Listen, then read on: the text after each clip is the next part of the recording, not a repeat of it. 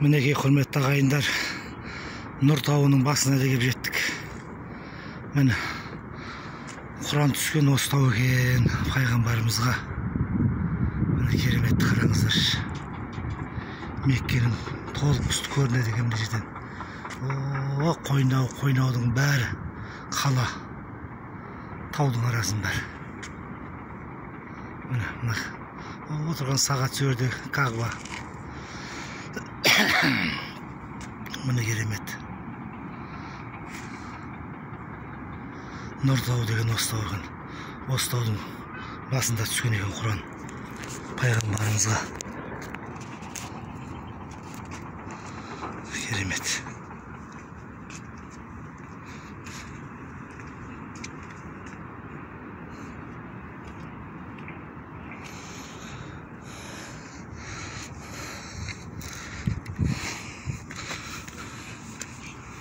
Allah тілеген тілек дұғаларымызды қабыл қылсын.